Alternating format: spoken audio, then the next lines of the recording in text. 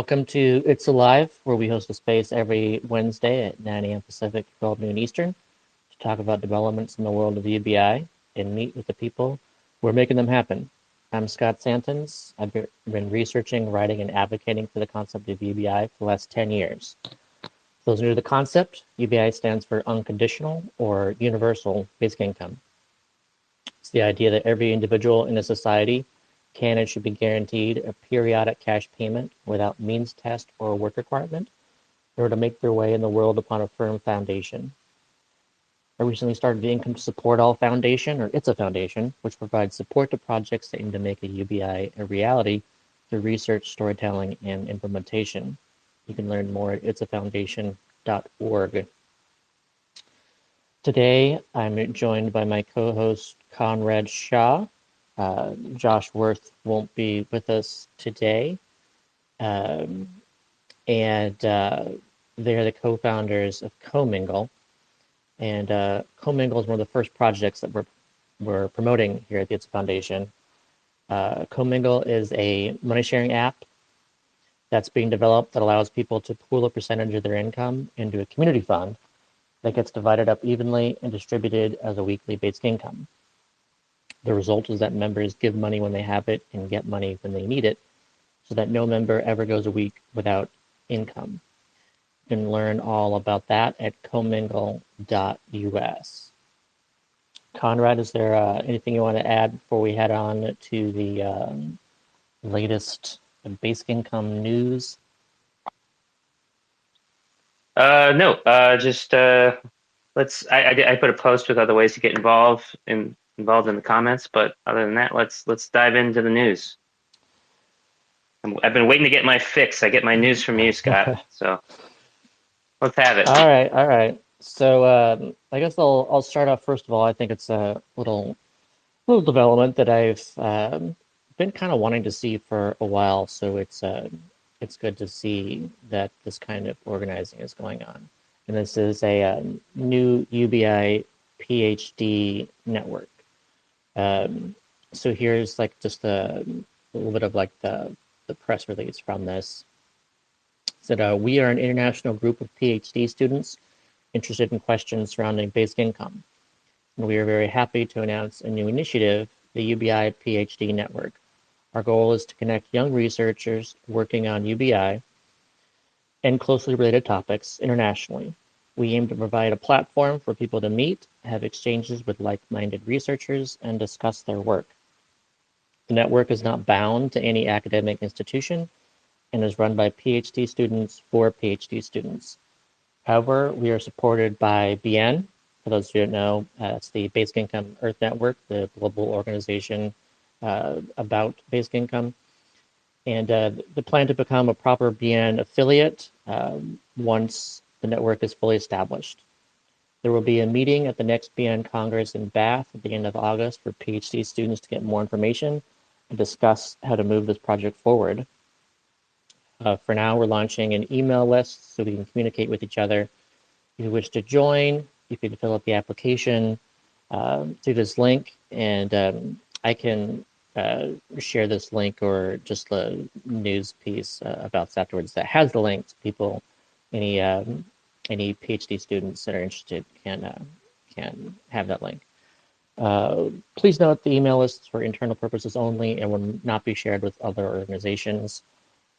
Please share this email or the link in your network and forward it to other people you know who are doing a PhD on UBI. Let's bring everyone together.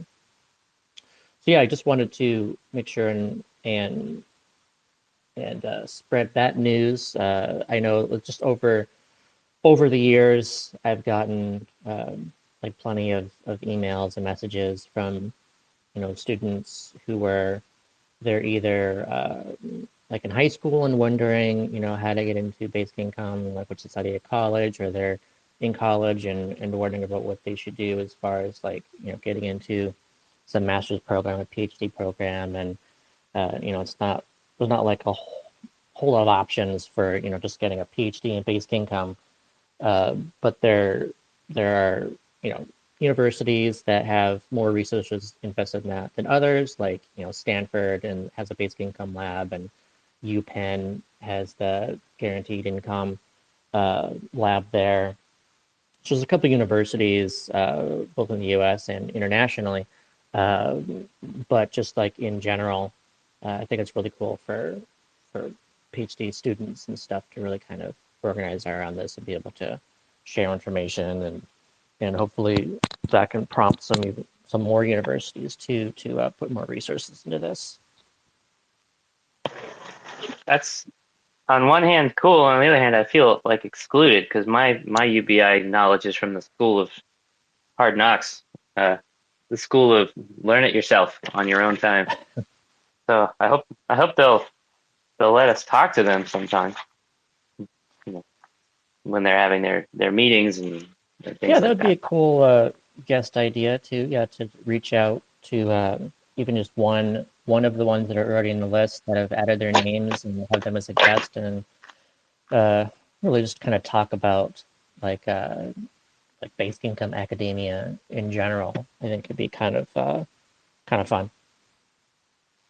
Do we know any of the people who are setting that up? Is that like Neil and Saraf and stuff like that involved in that? Or I heard them say they're doing something at Bath. So Yeah, so I think Jurgen is the one who is like kind of heading this up, but the names of Jurgen would be fun too, by the way, to get. But like the others on the yeah, team, uh, I don't see any names here that really people would recognize.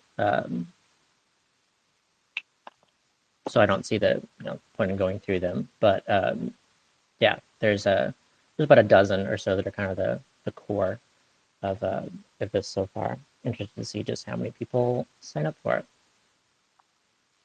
cool. Seems like a good time to tell the several people who have been the first to filter in that it could be helpful to uh, repost and invite people into this space to get more people as we start getting in deeper into the news. Yeah.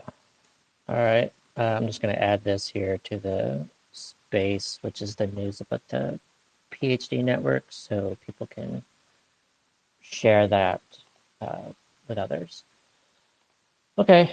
And let's see another piece of news, and this is also, I think, uh, has potential for even just its own space that we can devote to this, and that's so that space would be really about just the Ontario pilot in general and what happened, like the story of where that was being set up and how it was canceled 1 year into the 3 years that it was going to happen, and like the story of that cancellation, what happened afterwards. Like, it's definitely worth really getting into.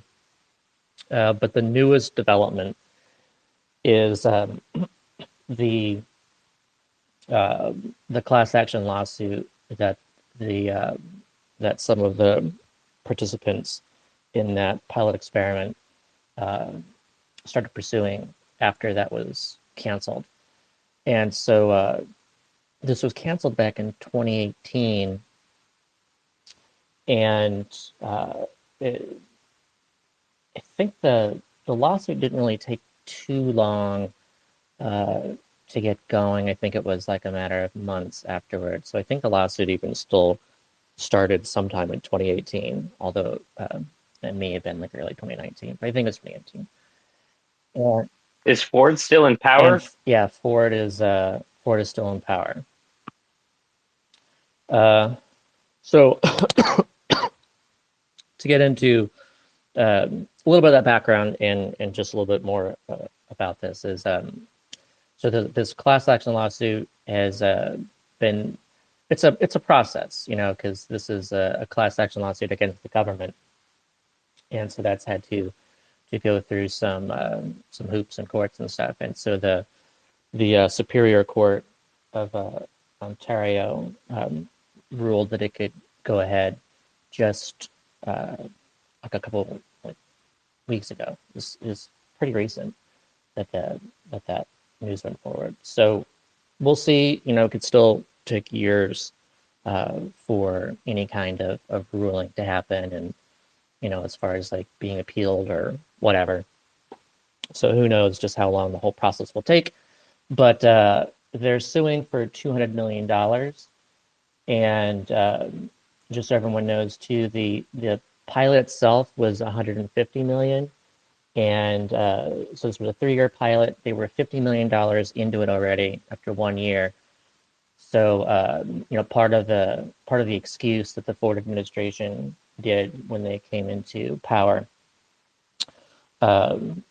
was to say, "Oh, this is too expensive, so we're just going to get rid of this." So they saved $100 million by not continuing with the pilot, and what may end up happening is they'll end up paying an extra $200 million as a result of saving that $100 million, which I think is kind of fitting, since I'm always talking about how basic income can save more than it costs, and that poverty and insecurity and inequality are so expensive as is, and we need to look at basic income as an upfront investment. So yeah, same kind of thing there, where if we just would have spent the extra $100 million, or the $100 million that they had pledged to spend, then they wouldn't be spending potentially $200 million now. Right. And I've like everybody, have been very angry with the Ford administration that came in and canceled it. But I'd like to know more about, if we ever did an episode on this, like how they managed to set something up that wasn't fully backed or could be canceled. It was dependent upon politics. Because when you're setting something like this up, like when we were setting ours up, we made sure we had all the money through to the finish line, and we were going to be able to carry it out no matter what. And we had all that earmarked. And when we made promises to people and they started reorganizing their lives around it, they were going to get it.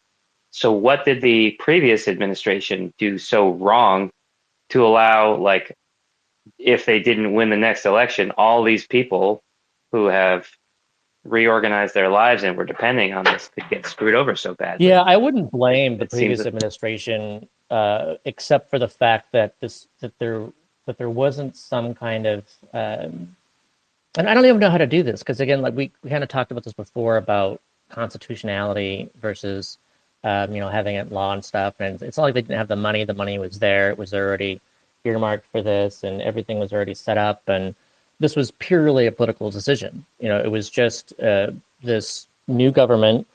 And just for those who don't know, add a little context here, is that this at the time, this was the original government that planned this was the I don't even was it the Liberal government that was in power in Ontario, and then as part of like running the campaign, the like Doug Ford, as the progressive conservative, said that it was directly asked multiple times about the pilot, and they basically said, "Oh yeah, of course they're gonna keep the pilot going, and interested in the results of this experiment and stuff." And then Doug Ford won, and I would say partly because he had promised not to end this, and at least to some degree. And then he gets into power, and then he's been asked right at the beginning of his administration about this again too. It's like, oh yeah, no, we're gonna keep this going, and like not too long, like a month or something into it, or pretty soon into his administration, then he just decided to exit. So just purely, it was just politics, and it is a good question to ask, like, going forward, how do you somehow protect people against any kind of political change? But of course, any kind of political change means that they have power, and if they have power, they're going to use that power how they want.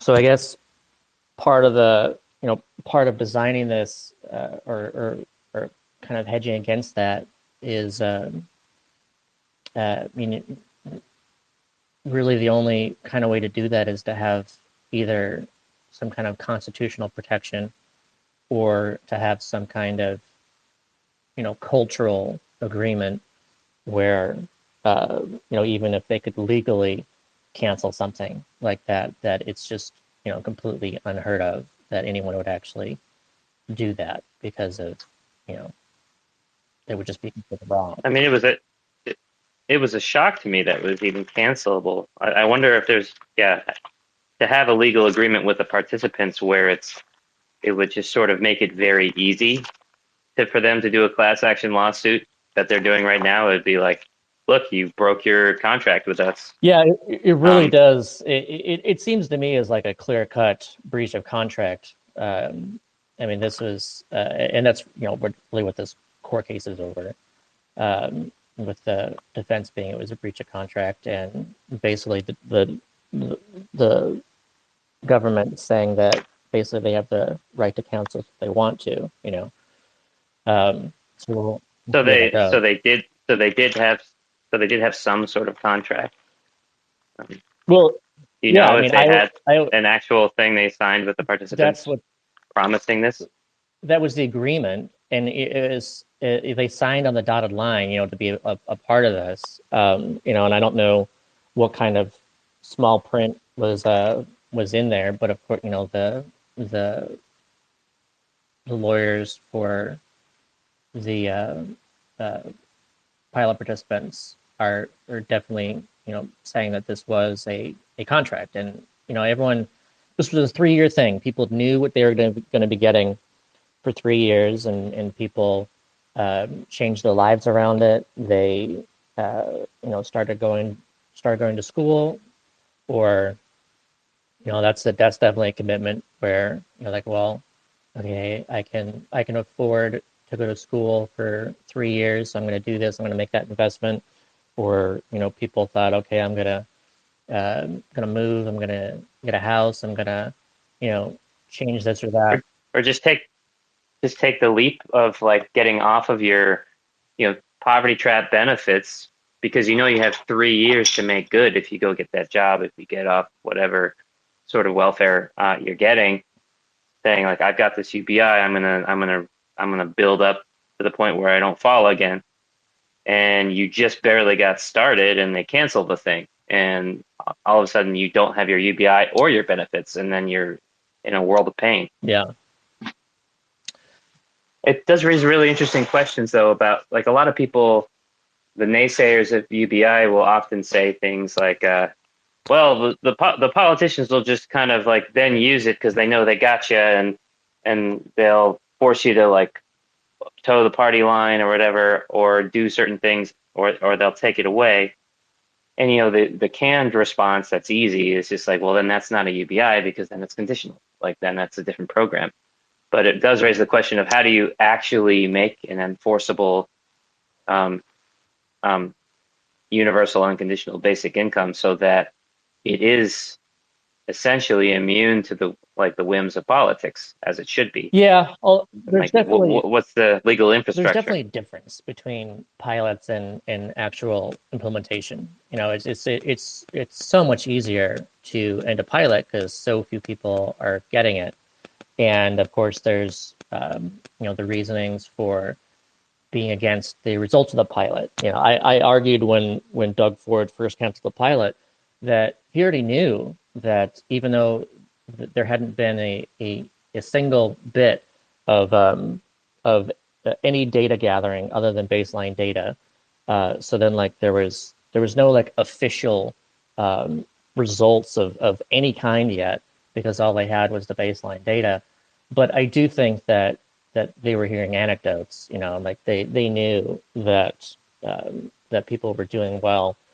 So like, hey, might as well, if you're gonna cancel it before the first survey is done, so that you can just say, oh, well, I didn't cancel it because it was working, kind of thing. But I think that they did do that because it was working. So when it comes to pilots, there's certainly a lot of political reasoning to avoid positive evidence, and there's certainly very little protection from non-participants, because they're looking at participants as like lottery winners, being like, I don't care, like why should they get free money and I'm sitting here like screwed. So yeah, it's weak when it comes to pilots. And there's even kind of a similar situation too in Canada in the 1970s with the big pilot that they had there in Manitoba, where instead of canceling the pilot early, the pilot ended as planned, except right around the ending, that too experienced a switch in political powers, and instead of canceling this, they just never looked into the data. So it just ended up in boxes of data that ended up collecting, dust in some warehouse until Dr. Evelyn Forget came out and did that research using that data years later. So it's not like it's the first time that has happened, but when it comes to like actual basic income and the concern that politics will play a role in ending it and messing with it and stuff, like its strength is in the fact that it's universal. As soon as you make sure that everybody gets something, then they all have skin in the game. And if everyone has skin in the game, they're going to do a lot more to protect the program, which is, we see that in Social Security, with everyone expecting to be seniors and getting the program, so they've been paying Social Security taxes, their entire lives. And you've got your Social Security recipients who, of course, since they're receiving it, are going to vote to protect it. And we've seen this too, like in Alaska with that universal dividend. And you can't stop people, you can't stop politicians from messing with it, but you do have repercussions. And so then those repercussions, therefore, help prevent future politicians from messing with it. It's kind of like third rail politics, where if enough people care about something, then it's just essentially untouchable, even though it is technically touchable. It's just if anyone wants to keep their careers, then they won't, mess with it.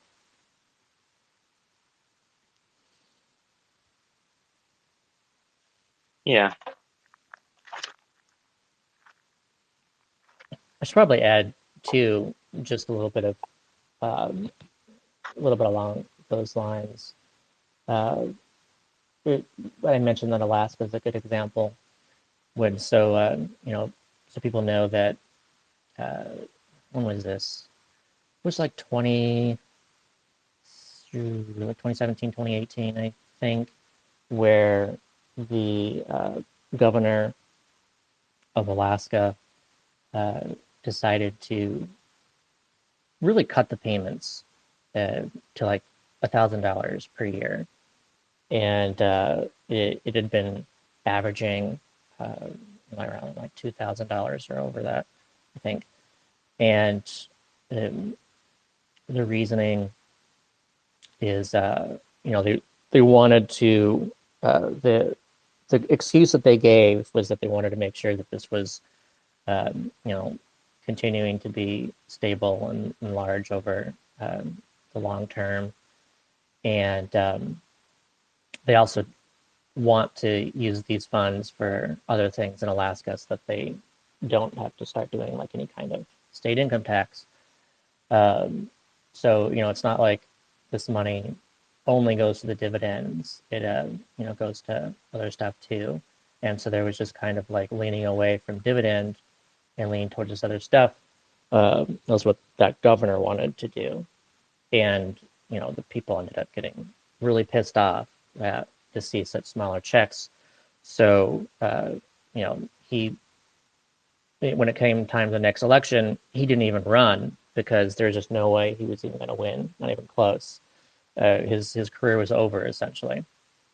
And then the candidates who were running to replace him, were both running on like various, on different ways um, of bringing or restoring the dividend, and even making it larger and protecting it in the state constitution. Like that was what they were running on. Was that no, like it was like we heard you being really upset about this, so we're going to do the opposite of this. And like that's where the protection of basic income comes from, is just people actually being active It's and voting. it's nice to have an issue and a set of consequences which with such clarity. It basically feels like to every single constituent, if you take this away, you're taking money out of my pocket directly. It's Right. not like some third some like separate tangential program that I care about for moral reasons, or after it gets implemented and they build for a few years, there's a nice bridge somewhere that I can be like, look where my tax dollars went. It's a very immediate, you're taking money from me. And on the flip side, I remember when Andrew Yang was running, sometimes they would levy like, oh, he's just trying to bribe people. He's just buying people's Mm-hmm. votes. And it's like, I mean, it seems like, uh, yeah, why not? That seems like exactly what we should be doing, is making as many of our constituents, you know, realistically better off as much as possible. That's like the best way to buy votes, is buying everyone's vote at the same Well, it's time, funny. not It's buying one at it's a funny time. too that like it's weird how like the only way of quote unquote buying votes is with something like basic income. But it's like not buying votes if a politician, let's say, offers free childcare, or free college, or universal health care, like For or tax tax breaks, breaks, tax cuts, tax subsidies. that's the real buying of votes, is the Yeah, buying of the lobbying it's power. like yeah, if it's not buying your vote if you say, all right, I'm going to cut your taxes by $20,000 or whatever. But it is buying your vote if you offer a $12,000 basic income. So like it's even less than what the other person would be saying. But for some reason, yeah, a tax cut and all these other things that could cost more, per person, doesn't We count. need to establish, and we should establish an understanding too, that anytime you're offering something that financially benefits a select percentage of the population, you're buying votes. But if it's financially benefiting everyone universally, you can't call that buying votes, or at least not with a sneer on your face. You have to do it with a smile, like you like Okay. it. I would also add too along these lines, since I hear it so often, like there's this concern that people will just then vote for increasingly high amounts of basic income. And again, using the same kind of analogy that we just compared to, like realistically speaking, what we see is that it's really hard to expand these programs or get these programs. Like people can run on universal health care and run on free college and run on like massive tax cuts, but they don't necessarily win. It's not like some winning thing. Instead, people do consider, is that affordable? Is that too much? Is that unrealistic? You can run on all kinds of things, but it doesn't mean you actually get the votes for it. So I think there's this, it's just like a realistic middle ground. Where like in Alaska, where it was people are used to, let's say, $2,000 per year, and then someone comes in and cuts it in half to 1,000. Okay, well you get booted out because we were expecting 2,000 or more. And then these candidates come in and one says, we're going to restore this and bring it back to 2,000, or someone says, no, we're going to do this other thing and we're going to make it 5,000. And that may sound like theoretically good in a winner, but also there a lot of the what people are considering when they vote and decide between those two people is, is it realistic? And it's really tough. Bernie Sanders did not win, even though he offered all kinds of things. So clearly, just offering lots of stuff doesn't mean that you win. It's still a challenge to figure out, what is actually realistic and doable versus what just, might sound good. Well, also, if a lot of times when people say, "Well, why not $1 million a month or whatever?" Yeah. It's like it's this disingenuous. It's either naively cynical or it's disingenuous to pretend that it's just helicopter money going to everybody, right? It's not financed by taxes. And if you acknowledge how it's actually how the program has to work, how it has to be to a great deal either resource-based dividends or redistribution, then there are hard limits to how big it can get, and there are limits as well in terms of what's an optimal level. I was listening to yesterday, Floyd, who we've had on the show, was interviewing Guy Standing, who would be another great guy to get on. And they were a lot of what we've been talking about was reminding me, they're both very into the UBI as a dividend, and specifically for Guy as a as a way to reclaim the commons for commoners and commoning, and he like makes a verb out of it and everything. And I've always been very appreciative of that, that sort of framing and that sort of mechanism, because of the just sort of the immediately obvious justice of it. And that in itself implies, there are hard boundaries to how big it can get, because there's a limit to how much revenue can be put into a wealth fund out of resources, right? There's one thing I do want to get back to about that, but if you're going to keep going on yeah. with more.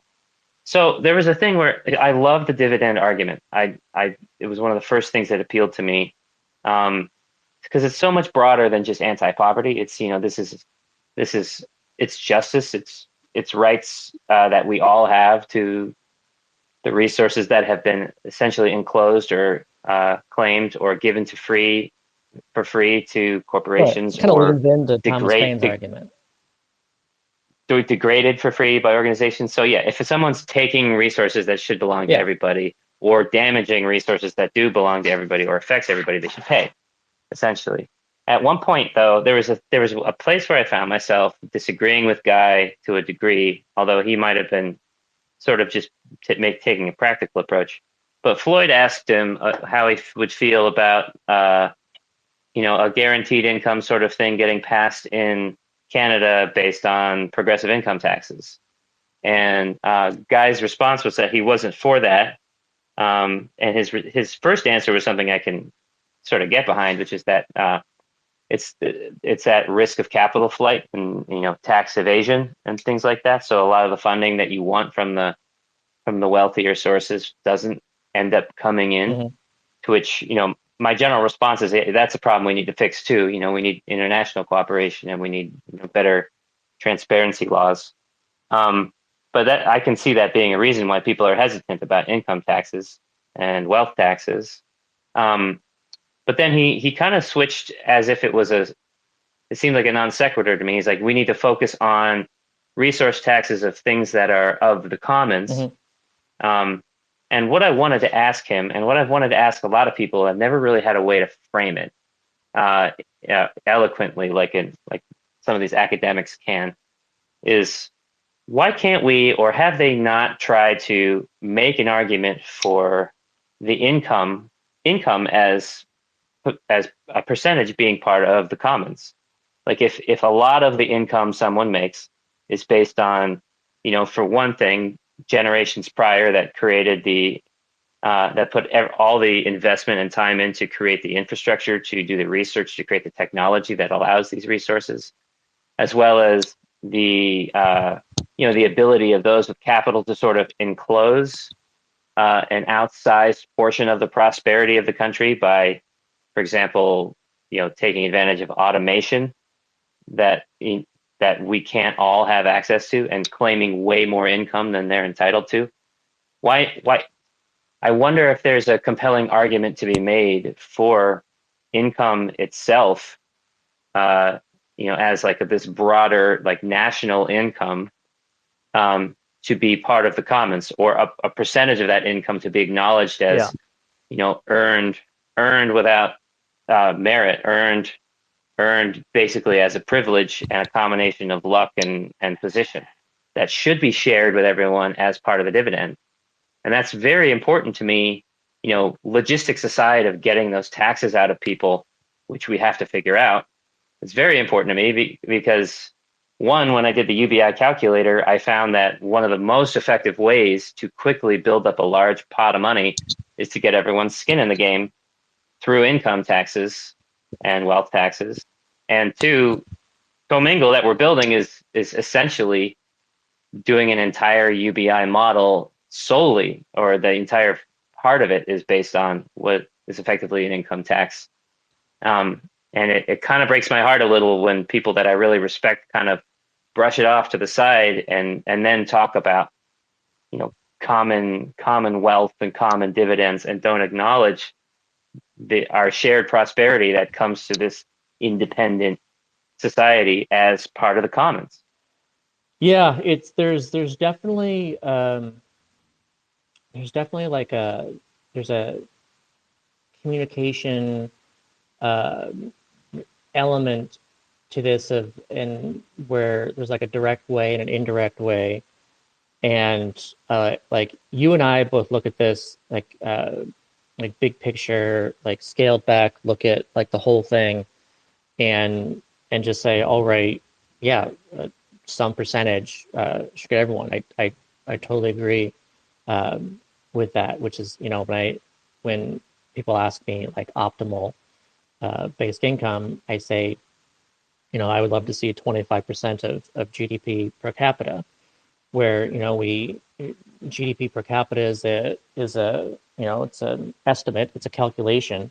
It's something that we've, already used. It may not be like the best possible way of measuring like a country's total output, but it is a measure of everyone's total output.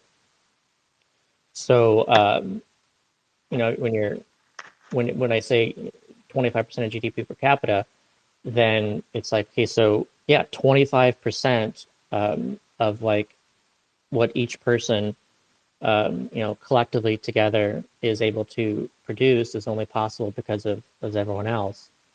That's, as you said, that's should be seen as you know a dividend that's only possible through everybody.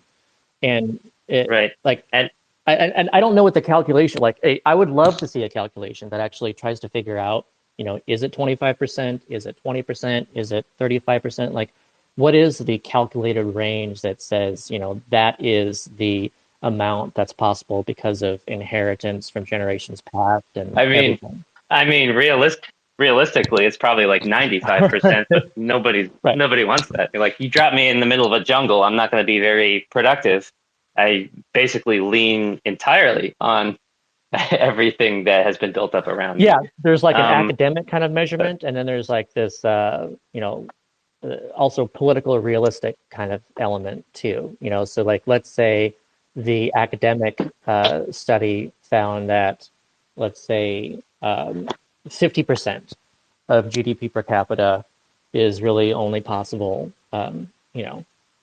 together and collectively and not individually.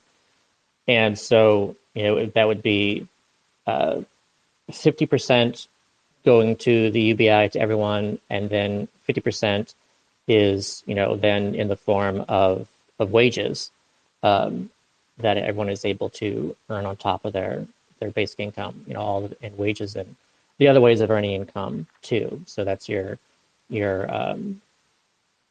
income from capital, and that's your income from land, and I'd like this. and like that's a large amount. But let's just say like that is the academic finding. But then, like politically speaking, it is. Are you actually going to Are you going to be able to say 50% of GDP per capita should flow to the UBI, and therefore there's only half of the entire output of the country that goes to people as wages and, as income, capital, and rent. Like, I don't see that ever being politically realistic, at least until we start off with some amount of basic income, and then maybe people over time begin to feel that it is only collectively possible, um, you know, to actually and actually like to see that as a dividend that we have all collectively earned and inherited and all that stuff. But like to get there immediately, no, it's just not going to happen. I think strategically too, it's like I'm still very open to the idea of competition and some of the benefits of capitalism and people having outsized returns for outsized efforts, even though if you really looked at it, that person has a much smaller bearing on that return than they should.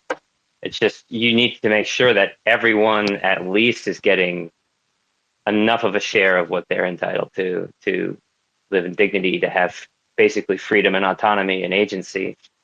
I would tie it to, I always want to tie it to maybe split it up instead of GDP, have some amount of basic income tied to a percentage of uh, individual income.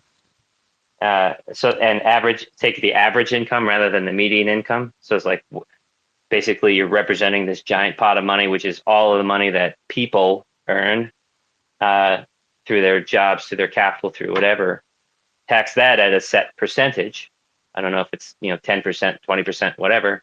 And then similarly with corporate profits, some percentage of that is based on the fact that we're all doing this together, and find a percentage for that. GDP for me would work as a rough approximator, but like I feel like it only gets worse over time.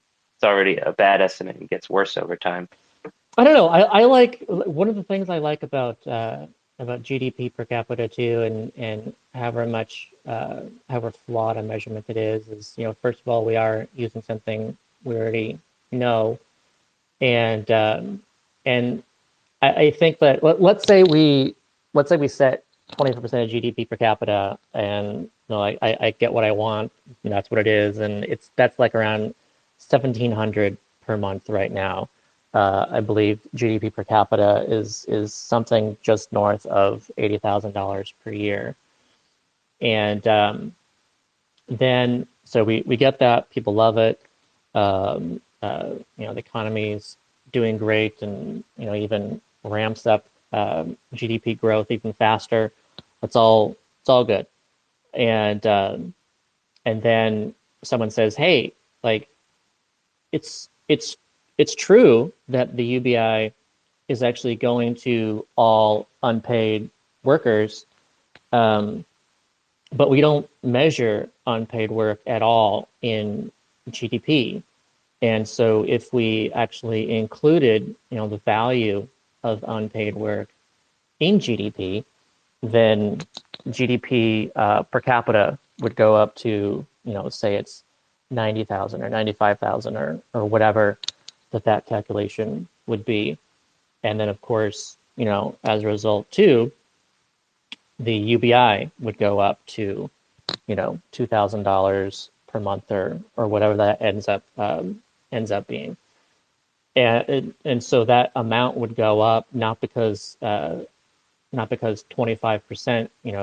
was raised to 30% or something, but because we actually tried to better calculate what is the total productivity of the entire country, including unpaid workers, instead of excluding them.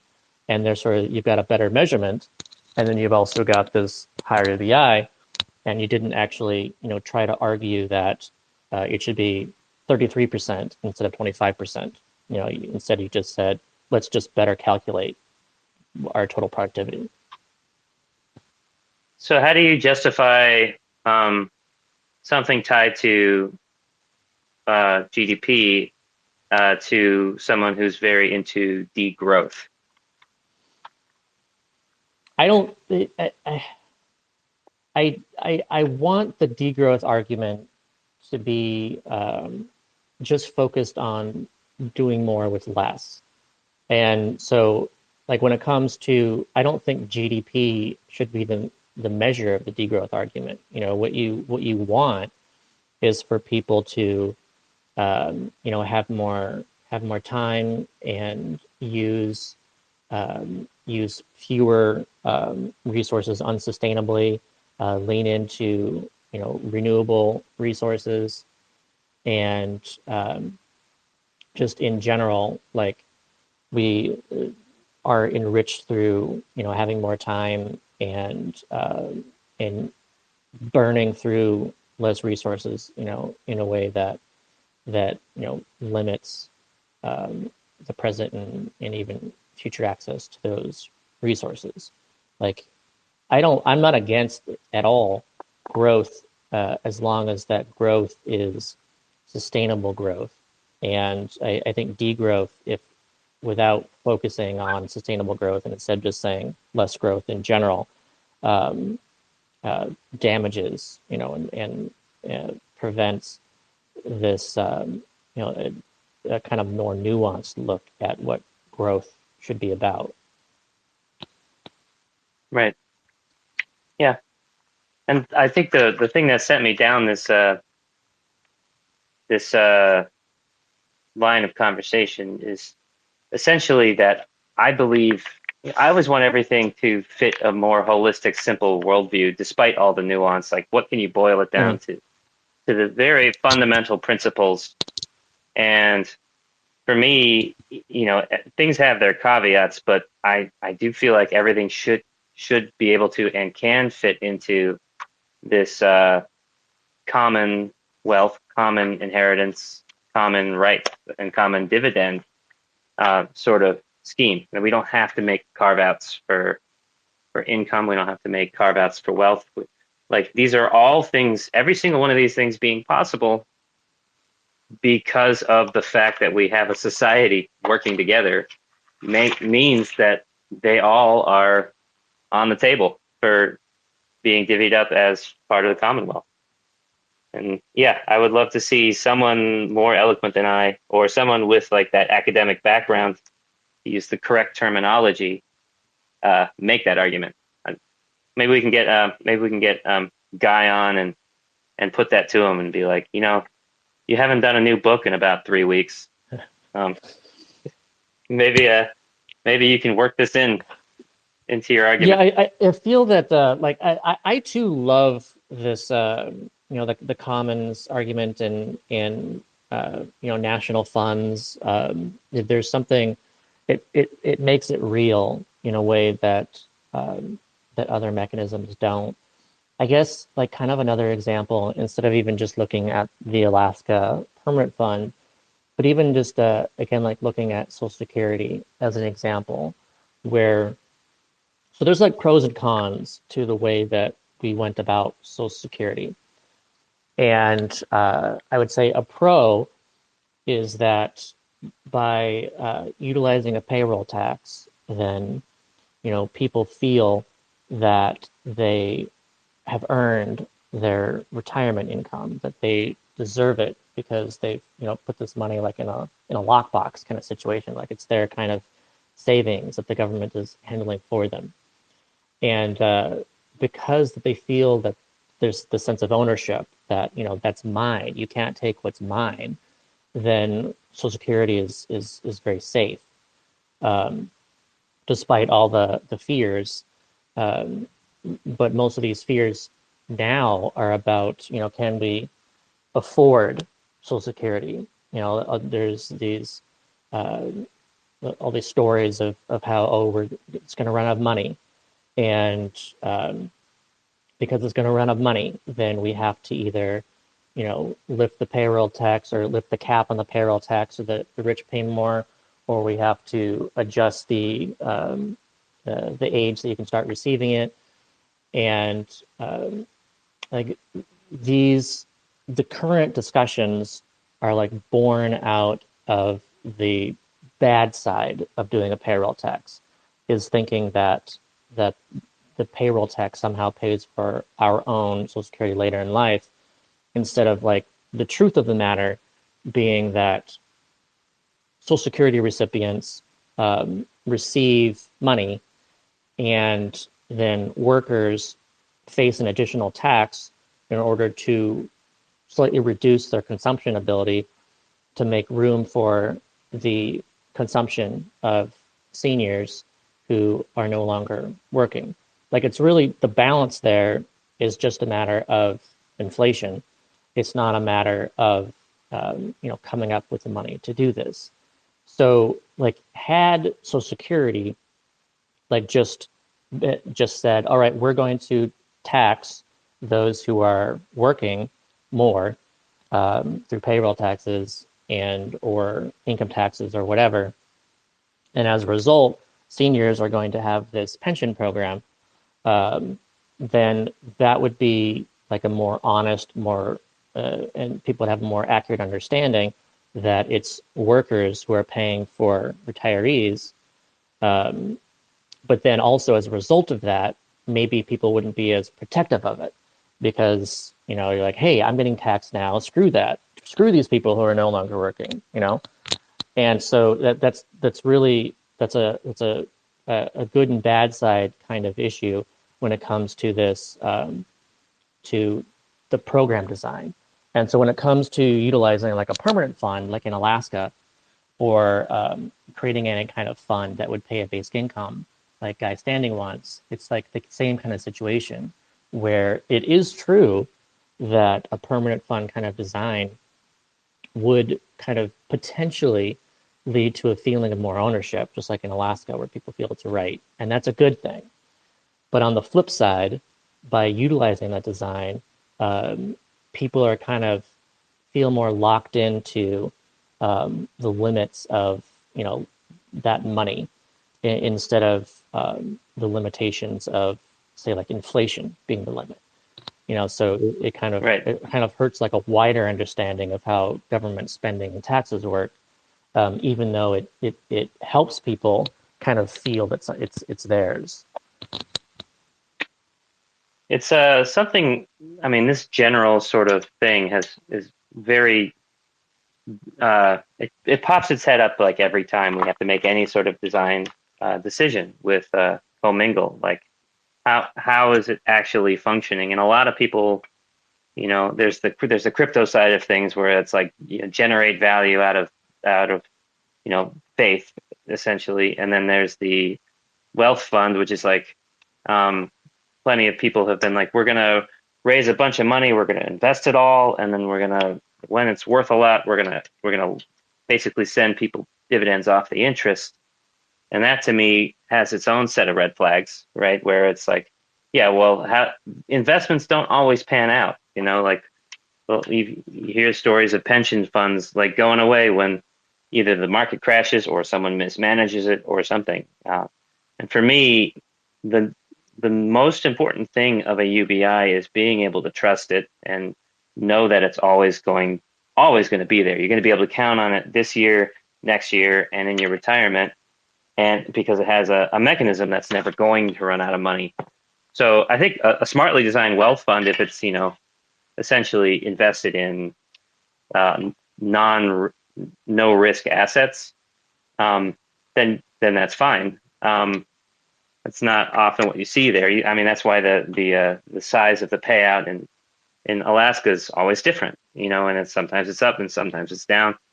It's based on how well they're investing it. Whereas I'd like to see something. Part of what UBI does is it answers that question of that Social Security faced, which is like, well, you want people to feel ownership in it and feel like a long-term connection to it and be willing to pay into it. But with Social Security, it's like, I'm paying for people who are older. We have to make, so they do this little trick to make it feel like you're actually paying for yourself in the future, right? Whereas a well-designed UBI system, in my mind, is a sort of a pay-as-you-go system, where it is just a redistribution of ongoing cash flow, so that you're not banking on it still existing in 40 years, because the money you're going to get in 40 years is essentially the money you're investing now. It's like, no, I'm paying now, but I'm not paying this other demographic of people, right? This old people who stop working and I need my money now, so fuck them. It's like, no, I'm always also a recipient. So you're always paying and you're always getting, and it always has a source of revenue no matter what. Yeah, and hopefully people would And care. that to me is pretty Yeah, key. hopefully people would care too, where outside of if am I benefiting from this, or are, you know, non-working seniors or something benefiting from this, and those with disabilities. So like kind of the traditional thing. With universal basic income, you know, hopefully people would also be thinking, well, I'm getting this true now, but also people in my family are getting this. People, you know, my friends, people I care about. You know, there's just so many other people that would also be benefiting from it, that any individual one person should hopefully care about, you know, instead of just them or some, you know, large group of others. We have a request to speak from Om or Om. Um, I Hmm. guess I'll uplift that. And hi there, Om or Om. Do you have a question for us, or a comment along the lines that we've been talking about?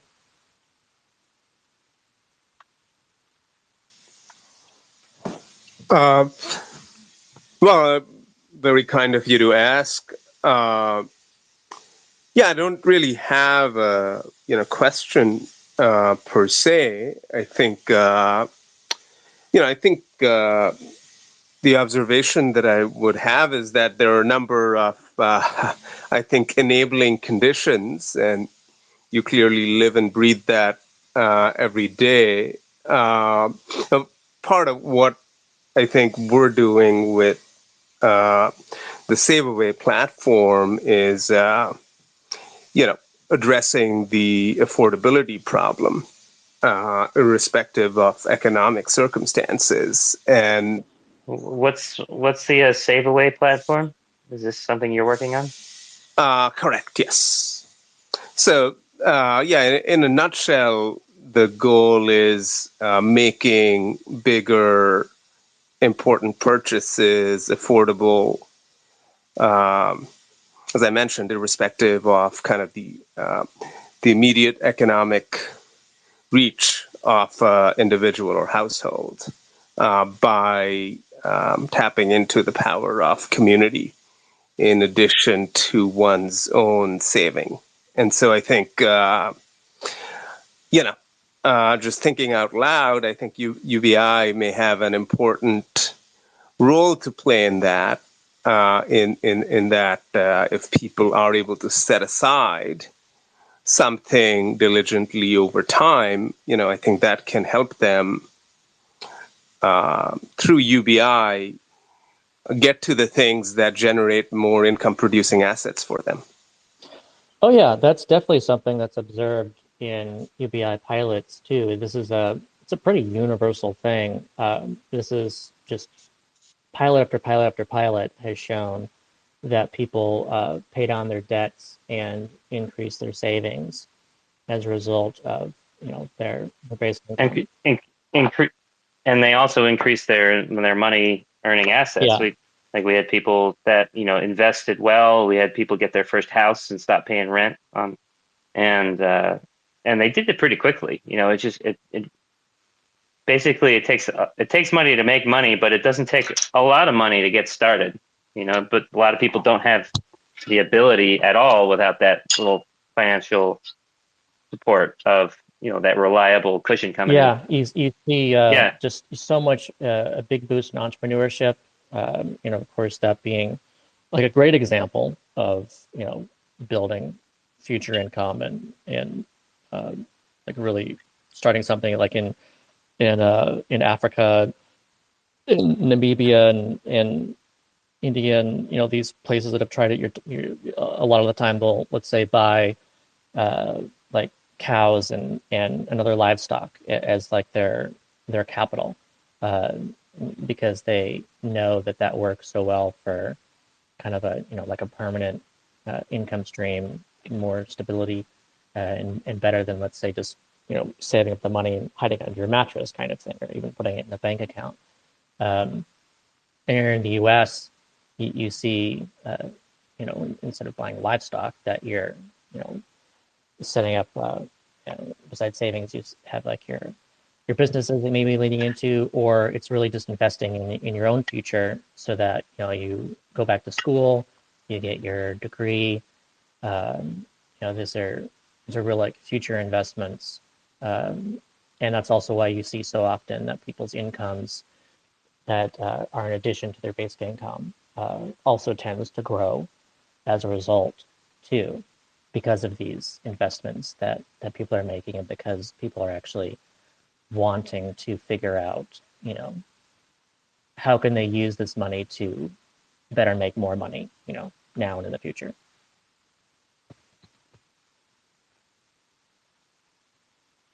Yeah, no, I think that's absolutely on point. I think, I think that the goal with the Save Away platform, and why community plays an important role in a lot of the capabilities that I think we've tried to develop is the freedom to be able to pursue the goals, and in our specific case, the purchases that are important to you, and then B, creating a community of mutual accountability, right? Which is one of the takeaways, I think, from the earliest days of the Grameen Bank, whereby, if you have a goal or an income producing asset that you're hoping to get, once the community is involved, your level of motivation in being egged on to, I think in the case of the Grameen Bank, the finding was that your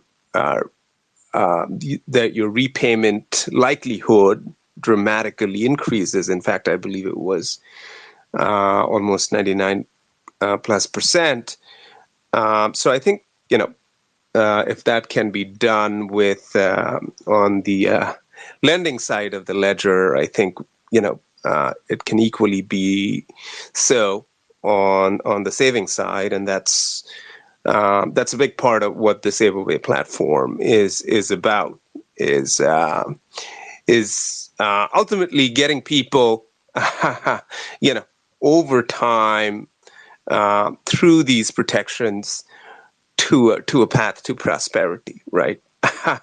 Which is what I've talked about. Seems obvious, but the path to prosperity is clearly far from a human right for most of the planet now. So, all right, yeah.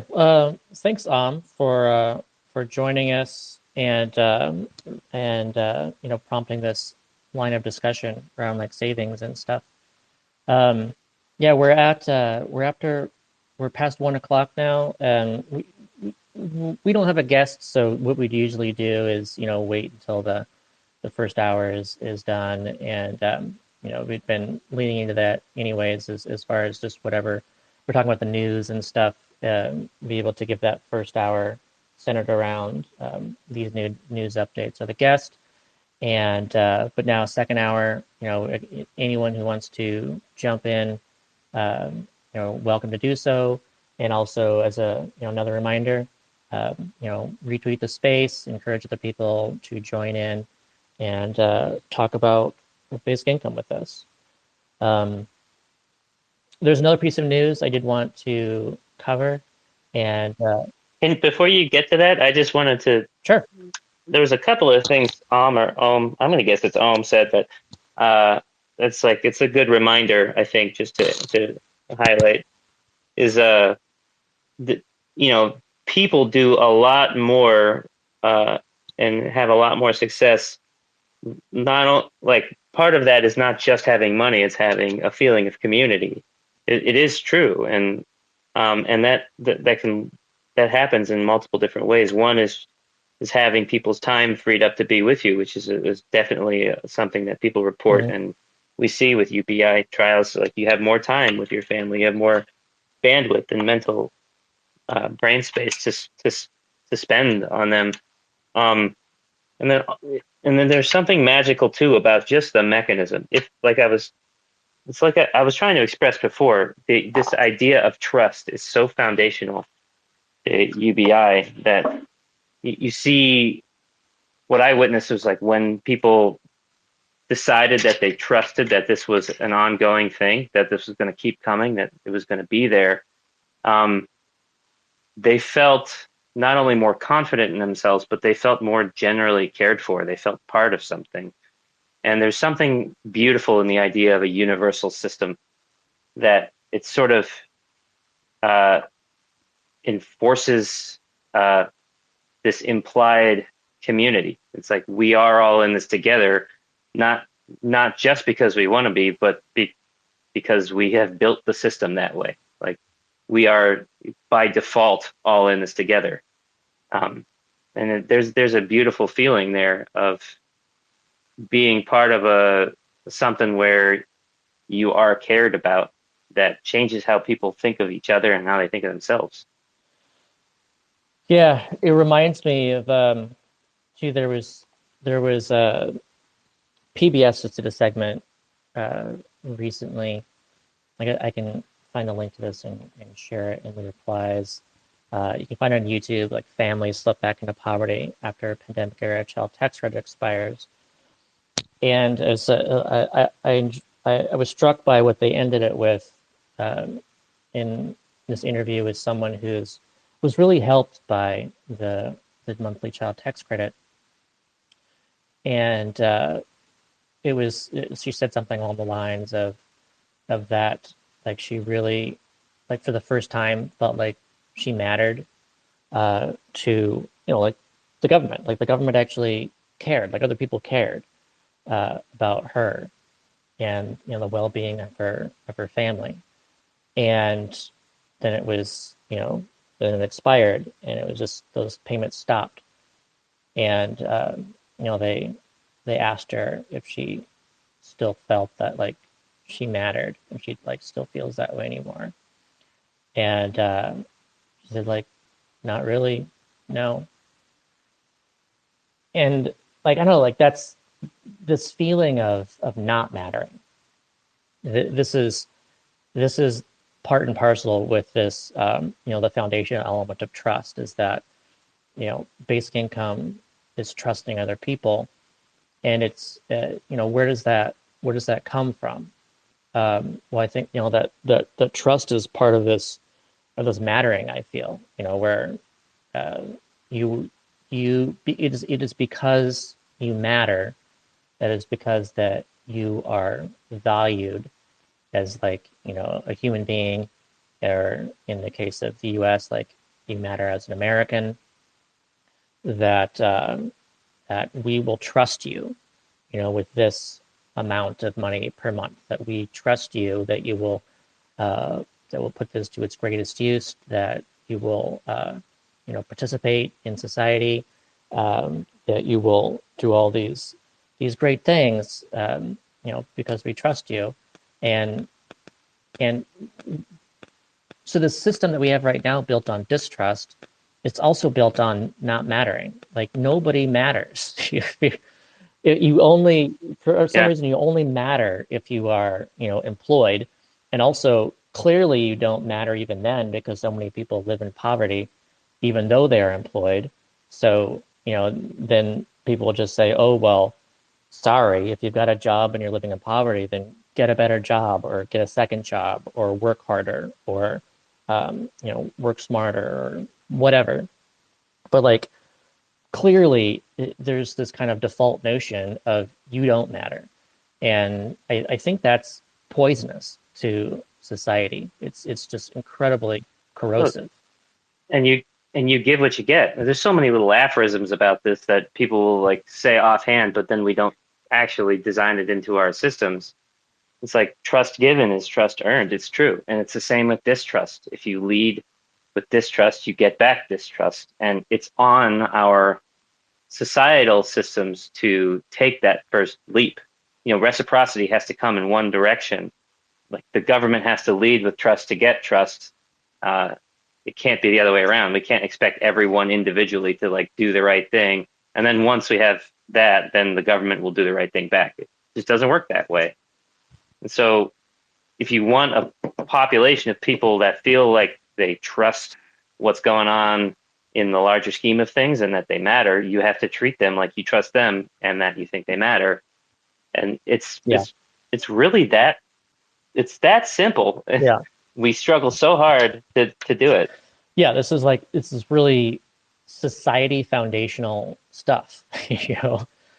It's all these horrible things just come out of not trusting people, not caring about other people. It's just so self-centered, self-oriented, and counterproductively so. Like as they say, when we're all better off, we're all better off. And so if all you care about is yourself and you don't care about how other people are doing, you don't trust them, all these negative consequences come out of that even hurts you. It does not make sense to have a society built on just trust where we just don't give a shit about each other. It's terribly corrosive. And we try to the whole just world, let's call it a hypothesis today. It's sort of like we want to make sense out of the world we're given. It's just like a dream. You go with it, right? You're in a dream. I had this dream the other night where Morgan Le Fay was bewitching me. And I was like, okay, sure, that's what we're doing tonight. But that's true in the real world too. You take what you're given. So if the world is like showing you that the only way to matter is to like fight and scrap and get ahead and win, then our culture struggles to justify that, and you get all this toxic man broism, and you get all the stuff and inspirational quote like leaders who are just doing it for the money, and all the stuff trying to like make sense of the world around us is coming from a position that the world is what it is and it's inevitable, and we have to like win at it or something like that rather than fix it. Yeah, and it also helps them, like this measure of winning is income itself, where people somehow feel that they do matter now that they're earning, $200,000 per year or something. They look at that and they look at the median income and they're like, hey, I'm doing a lot better than most people are doing. And so clearly I matter. And they kind of ignore the fact that they're doing something that is entirely unnecessary, or it's even harmful to other people or the environment. Like it lends itself to judging based on just income instead of judging based on what is it that you're actually doing. And so people can do amazing things and earn $0. And other people can earn a ton of money doing pretty horrible things. And we just kind of overlook that. I mean, we keep a scoreboard that says that the ones earning all the money are the ones that matter, period. Yeah. Okay, what's your news? All right, well, or what's also someone else might have requested to speak, but no, is again.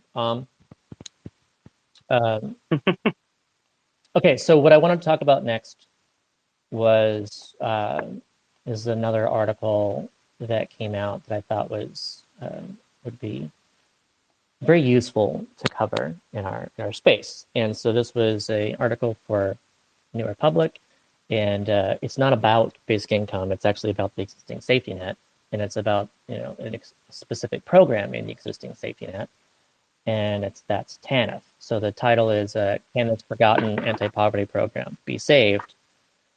The Temporary Assistance to Needy Families program was created to get low-income families back on their feet, but does it actually work? So I think like TANF is this great example of a program, like out of all programs that we could possibly cut in a post UBI world. it's TANF, I feel.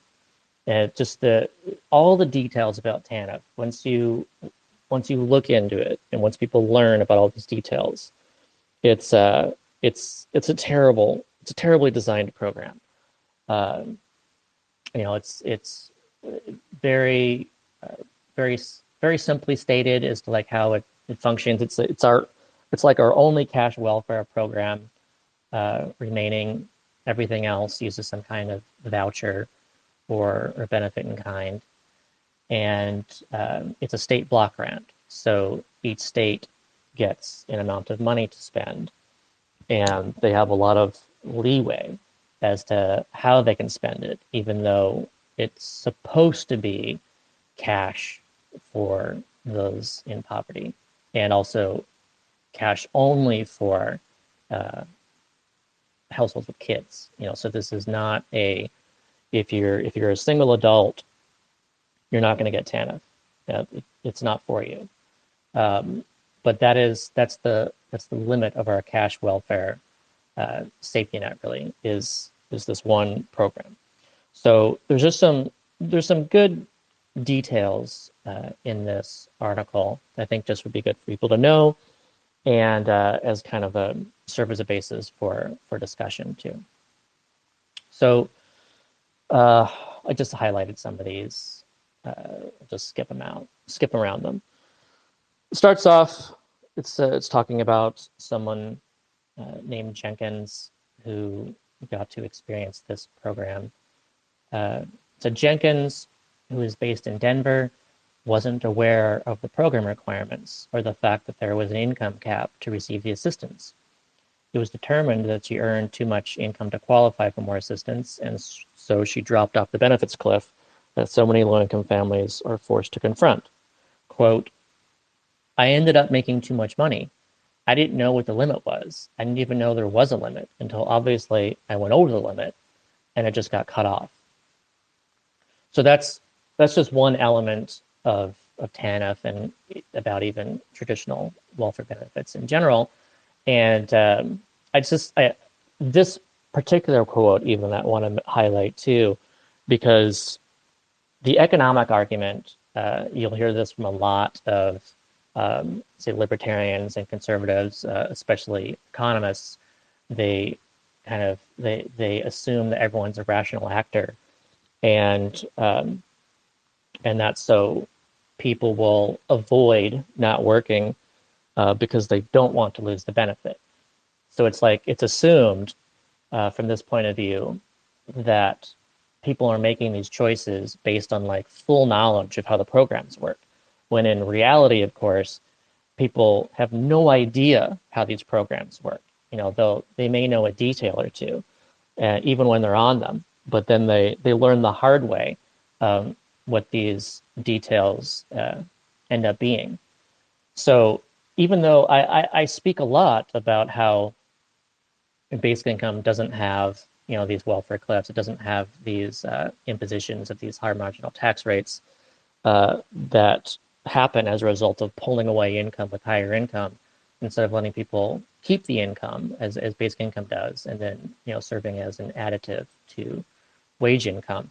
That's true, and that's like theoretically true, but realistically speaking, people do end up getting on these programs and they want to get a new job, and they can even find those new jobs, and then after they take them they realize that they're no better off, or they're barely better off because of having taken this job, and now they're just kind of like they're just kind of screwed, or at least they can't even be worse off, or now they're just in a position where had they known that would happen, maybe they would have spent more time like finding a better job or something. And it's instead of getting this job that may be a dead end. So it's like a realistic, it's a story from someone that experienced this realistic aspect of this program. And I think it's important for people to know that is like the realistic aspect of this. That's what really happens, regardless of what people may think about how people look at these programs theoretically. Well, it's something that sort of grinds my gears a little bit too. Man, I hate that phrase. But it's something that bugs me.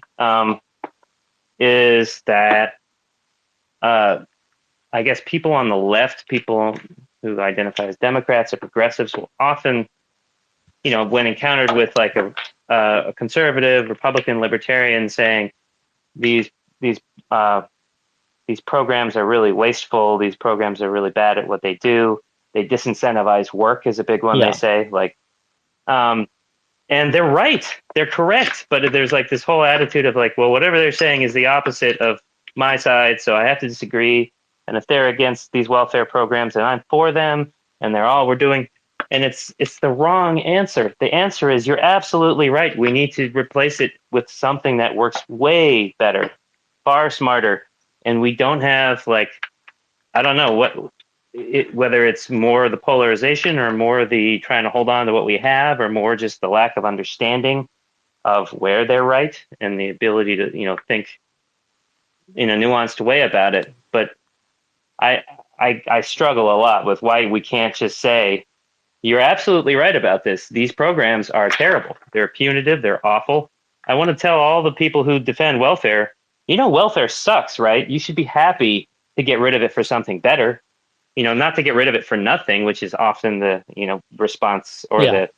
the big idea that the conservatives then have is you have to say, yes, you're right that these programs suck.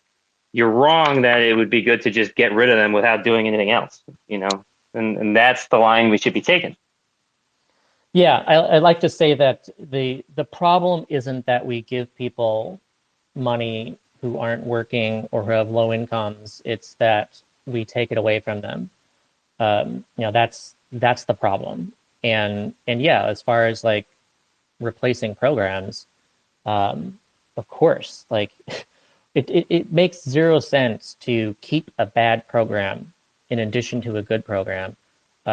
Instead of just having the good program. Like, why insist on both of these things existing on top of each other, especially when the bad program can actually still impact the people with the good program, And there are still these interactions. Like as an example, when it comes to a pilot, like this was observed in the Finland pilot. The Finland pilot only went to those who were unemployed. And so then you had like 2,000 people with this basic income of around $600 per month. And then you had the control group of people that were receiving traditional unemployment benefits of the same value, around $600 per month. And people will look at this and say, oh, well, first of all, they'll look at it and say, they'll believe misinformation and believe that the results were that people worked less, when in fact the results were that people worked more. But the thing that does not go discussed at all is one of these small details that people don't know, which was that people still, a lot of these people in the experiment, because they were unemployed, were receiving other benefits. So, let's say you're in this pilot and you're receiving $600 a month of basic income, which you do get to keep if you get a job. But if you accept a job that pays $1,000 per month and you get to keep your $600, so your total is $1,600, what if you lose $2,000 a month in your housing assistance? Because that's what you have too. So that person, it makes sense to not accept that job because of the other programs, not because of basic income. And that's right. the issue. And it's part of it is there's the intent in theory, or at least in the messaging of these programs, is to do some good for it's like some people. And so like the metric is always like we lifted X percent of people out of poverty, so it's a good program because it's doing good for those people. Sort of like, sure, it puts them through hell, but that's the reality of the world we have to live in. And so there's this idea that Republicans will say it's a bad problem, and liberals will say, well, it's a good program. It could be better, but on the whole, it's a good program, and we have to disabuse them of that idea. We have to disabuse them of the idea that these punitive and like sort of dystopian and disincentivizing programs are good. They are bad programs. They're simply bad programs. And, there is maybe some argument to be made that having no programs at all is worse, but there is no valid argument to make that keeping a bad program around when there's a better program around is a good idea, because what they are literally designed to do is to pay people to do the things we don't want people doing. They pay, like unemployment pays people not to work. TANF pays people not to work, and people want to work. We're forcing people to decide against their productivity. Disability pays people to not to work, not to engage, not to improve their lives. Yeah, like when it comes to these are things we want to take out of the system as soon as we can. Yeah, when it comes to disability, that's another example of it's a shame that anyone with disability is seen as someone who can't do anything. The issue is that it's totally unfair for those with disabilities to compete in the labor market against those who are fully able. That's the issue. And so those with disabilities should get some kind of additional income, even on top of the basic income, some kind of benefit to help balance out that completely, different footing when it comes to the labor market. But disability as it exists treats people as if you can't do anything and you shouldn't do anything, because if you do, you'll lose this. And that's really messed up. I should be clear on that too. Disability is not the same as TANF and food stamps and things like that, in that it could be, in my mind, completely replaced by a UBI. But the part that remains should be made more like a UBI. It should be made unconditional and for life once you qualify. The thing that's so disgusting about disability is that it precludes the possibility of you ever doing anything again. Yeah. And makes, on top of the fact that it makes you prove doggedly for years that just how deservedly uncapable you are, and then maintain that for the rest of your life, and wait for any assistance through the entire multi-year backlog. So I don't want it to sound like we should just replace disability. I think we should replace some of disability with a UBI payment, and the part of disability that's for dealing with having a disability should be designed similarly to a UBI program. Yeah. So another detail along these lines too, just so people have a better understanding.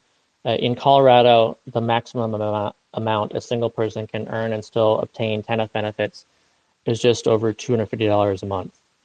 So how's that for a kind of ceiling? You are not allowed to earn over $250 a month or you lose this. And of course, that means you have to stay on this just ridiculously small amount of money, and you're just kind of screwed either way.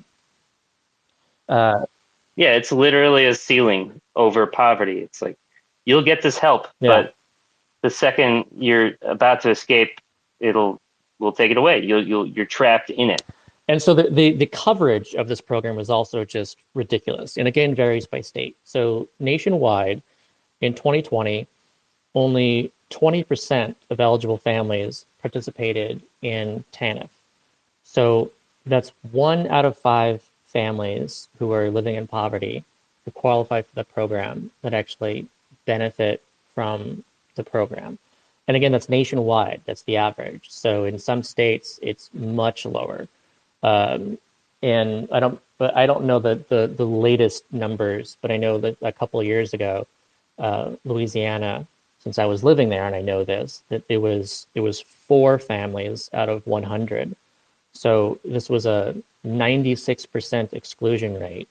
That's an absurd impact of a program that is meant to help everyone, every family living under the poverty line.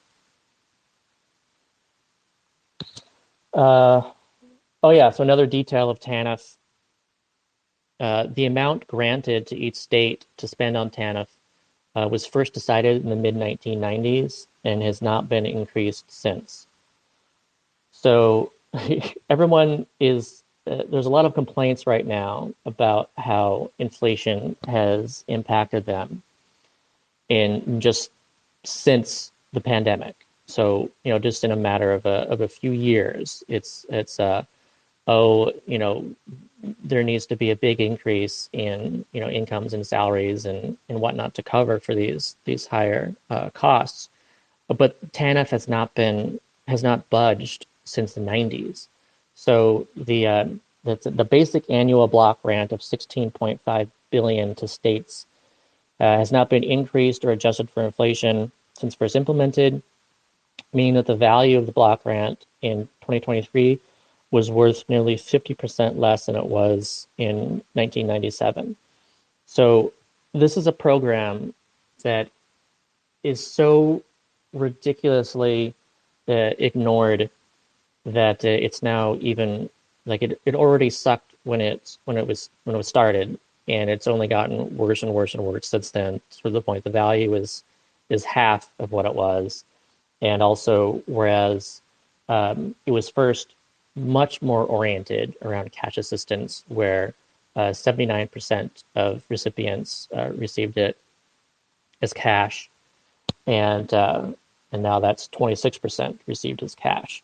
So now the bulk of TANF block grant spending is not on cash for those living in poverty. Instead, it's on lots of other programs, and those programs can be like complete nonsense kind of programs. Like, let's say an example of a TANF program would be forcing a mom who's pregnant to go to a class and learn that she should get married, because then that would increase her income. It would help the child not live in poverty, and then of course the state would not have to spend that money anymore.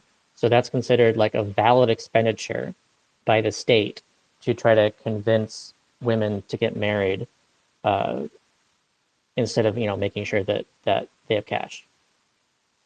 Mm. That reminds me of an interview I did with oh man, what's his name? Well, I'm gonna forget it now. Well, he's a guy who was working in San Francisco as a lawyer, and he and some other lawyers were doing these group sessions where they were basically, donating, volunteering, tens of thousands of dollars of billable hours for people who had, were on benefits of certain sorts, had come into some sort of money in some way, some like small amount of money.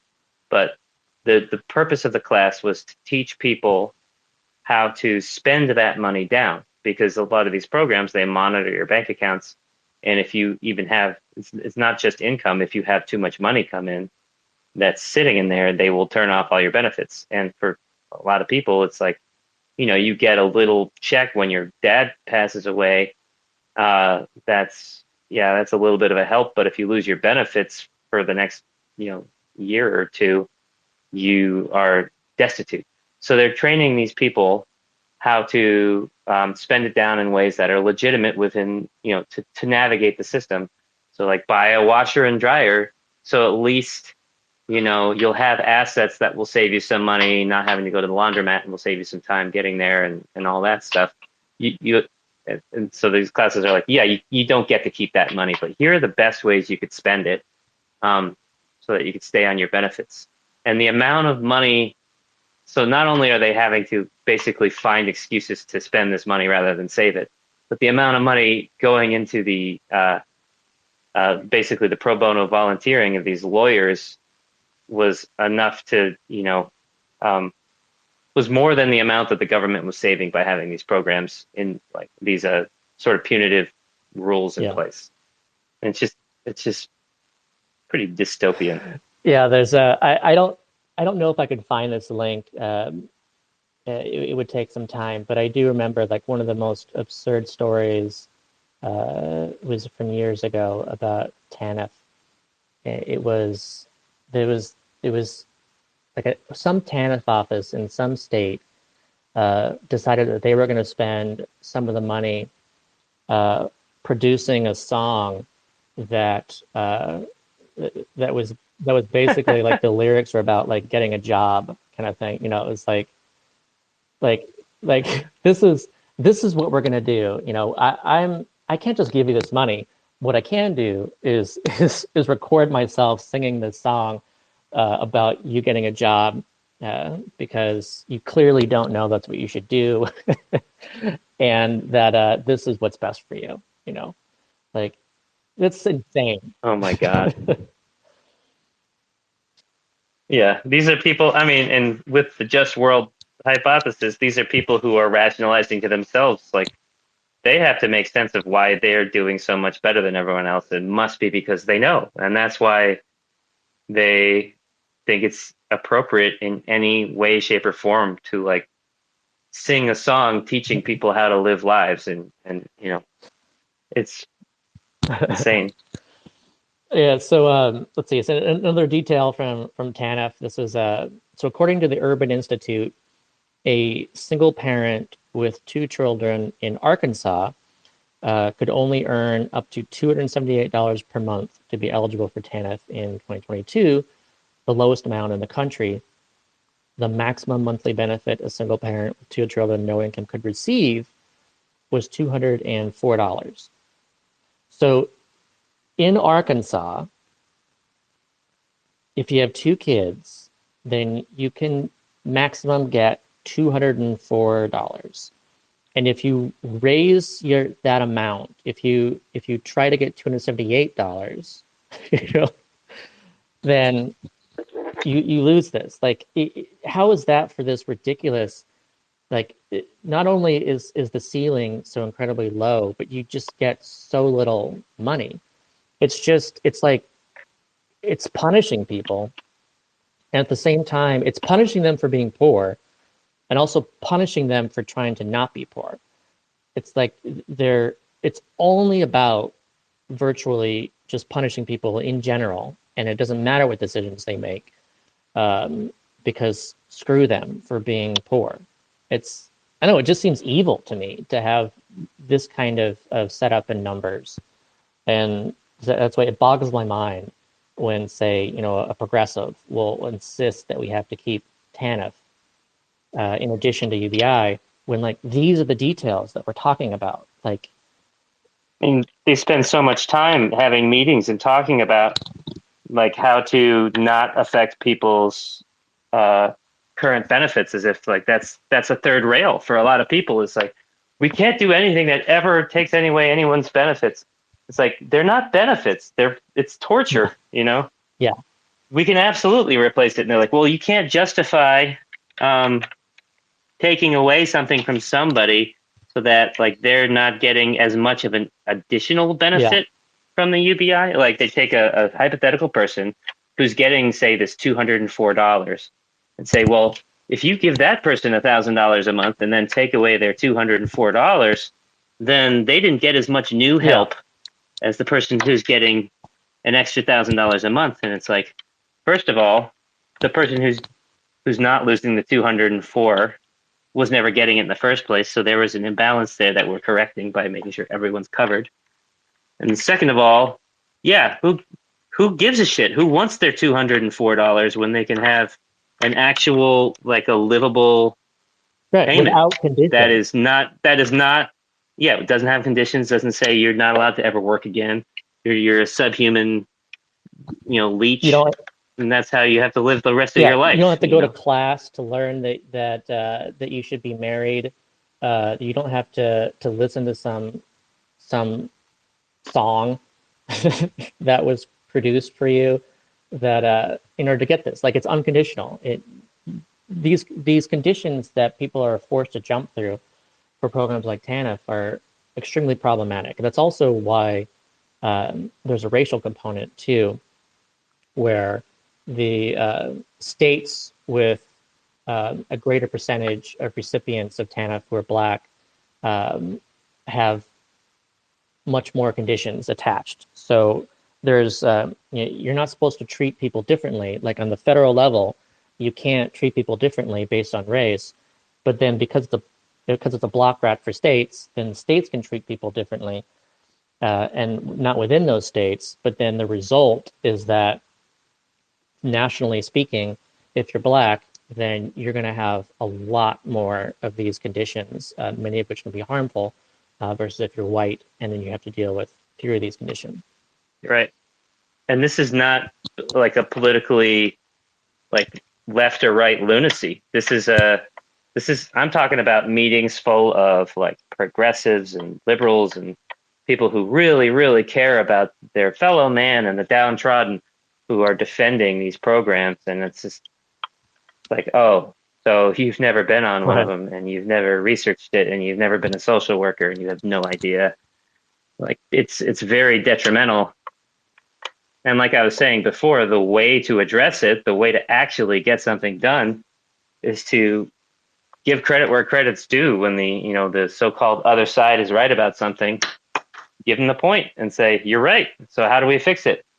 We've got an actual solution. Yeah.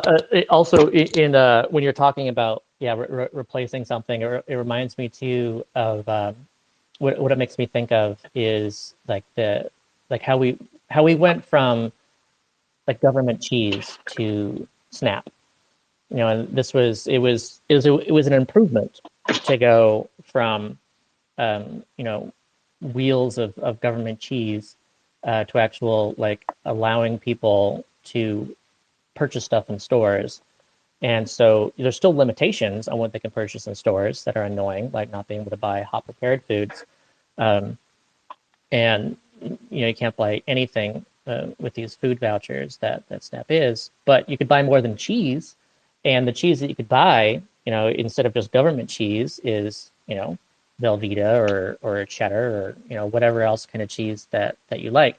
But one of these, it's interesting to look into like the history of when we actually did like the government cheese, because you can find stories of like moldy, worm-ridden cheese. Like there's instances of like this in the delivery of this cheese, trucks could be sitting out in the heat like for a while, and they could be infested with stuff. And so like people would get government cheese, but maybe it's full of worms and maggots and stuff.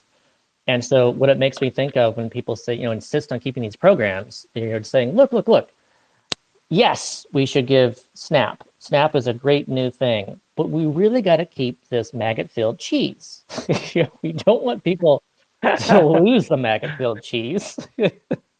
That's my daddy fought so hard for government cheese. It's his legacy. Right. It's like, well, it was better than no cheese, but it's not better than anything else. It's really kind of a drag at this point. Yeah, so I hope people understand that clearly there are improvements, and clearly there are things that shouldn't stick around anymore. So as another detail of TANF, again, from this article, people should know cash assistance in TANF may only be distributed to families with children under 18, and the federal program has a lifetime limit on providing that aid for over 5 years. So this is a lifetime limit on TANF, where let's say you need it for a year, and you get a job and you no longer qualify for it, and then you lose that job and then you need it again. You have a maximum of 5 years in your life. So through no fault of your own, something could happen, and you are unable to find employment, and you need this program. Guess what? You don't qualify anymore. So you get 5 years in your entire lifetime to get this program, and too late. Like you've already used too much of it. You don't get that anymore. So that's another thing. When it says temporary assistance for needy families, that's part of what makes it temporary. Is it's not only temporary for the time you receive it, it's temporary for your entire life. There's a maximum amount of time you can receive this, not only at once, but at any point in your life.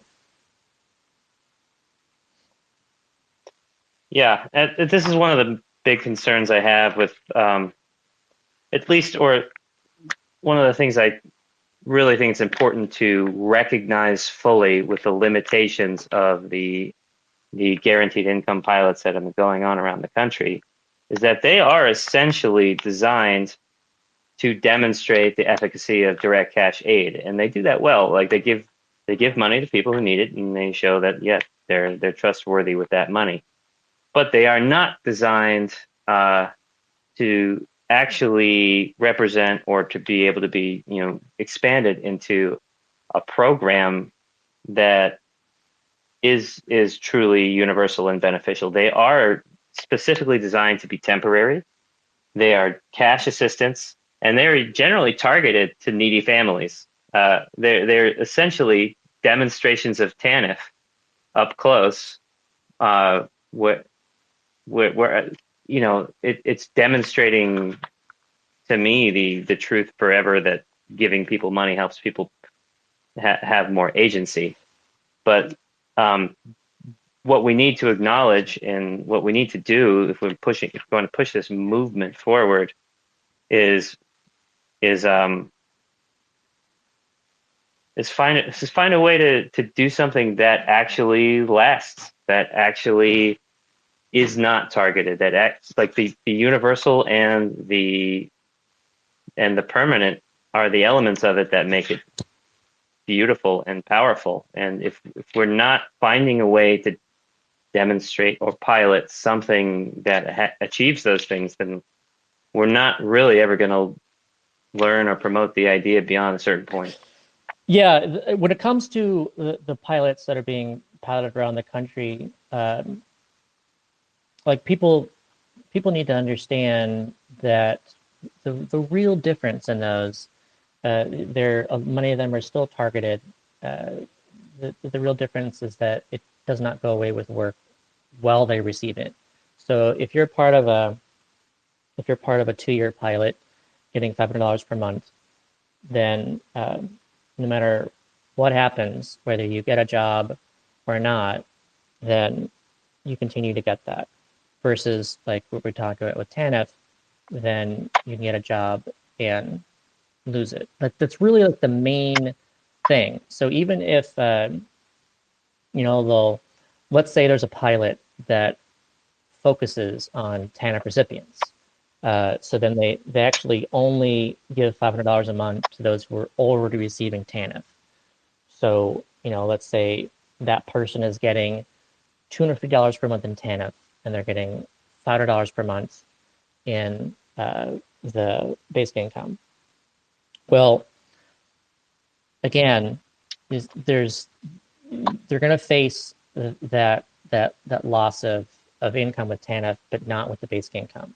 But it still be part of their calculation, So if you only focus on people in TANF and they go from 250 to 750 essentially, and if they get a job, they lose 250 instead of the whole amount. That's certainly like better. It's an improvement. They lose 250, but they can gain 1,000 or 2,000 or whatever their job pays in addition to their 500 a month. So that's better. But also people need to keep in mind that depending on the details of what the recipients are already getting, that can impact the actual results of the pilot. So, if you do a pilot focused on homeless people, and none of those people are getting like any federal assistance, then that's going to be like a really effective pilot because there's nothing for them to lose. They have everything to gain by having their basic income and getting additional income. But if you do a pilot that's focused on people already receiving additional benefits of some kind, then I entirely expect the results of those pilots to be less impressive than pilots that are focused on those who do not have anything to lose by increasing their incomes. Right. And they'll also be more nuanced. I mean, so we, in ours, it was very important for us to, we didn't pick anyone rich, but have a wide range of demographics. And we had people all the way up to solidly middle class. And, you know, different amounts of money mean different things at different stages in your life, but it always leads to greater agency, greater choice, greater opportunities. Like a middle class family, you know, was able to have one parent stay home with the kids for the first few years of their life and then go to school to switch careers, and they didn't completely demolish their savings. And then once, you know, the dad went back to work, they were able to make decisions like sending their kids to an extra camp in the summer that was good and enriching for them. It's there's more to UBI than just the abolition of extreme poverty, although that's arguably one of the most important effects. There's much more to it that is that's been honestly left on the table by focusing on it in a way that is strictly the purview of deep poverty, as opposed to the purview of a floor beneath everybody. Like I thought Andrew Yang actually had a really good point he would make regularly with, you know, the way it would factor into people's mental calculus to know not only do they have this, if you're middle class and you're sort of breaking even, whatever, you also know that your kids are going to get out of college and they're going to have this. They're going to have this support. Yeah. I forget what the number, it was something like over 50% of, you know, families with parental income. Were we talking about this last week? Yeah, it was recent. I don't know if it was last week, but yeah, it was around half of families. Yeah, it's like so you're saying to half of the families that you're not going to have to send them $1,000 a month to help them make it through school and their internship and their struggle to find a career out of school. Like they're gonna be supported then as well. So yeah, sure, you're breaking even in terms of the money in and out of your bank account, or but everyone you know and everyone you care about in your community, your kids, your grandkids, they all have this support as they're developing themselves and finding out who they are in this more and more difficult landscape to figure that sort of stuff out. Yeah, I think like we have parents who, like, when they went to school, the rule was find a good job and a good career and do that for the rest of your life. Now it's like you have to have the ability to switch from careers 10 times in the space of your career, because, you know, it'll get automated. Or like, oh, you went to school for 6 extra years to be a radiologist. Well, that kind of sucks because nobody needs you anymore. You know? Yeah, I wish that some of the pilots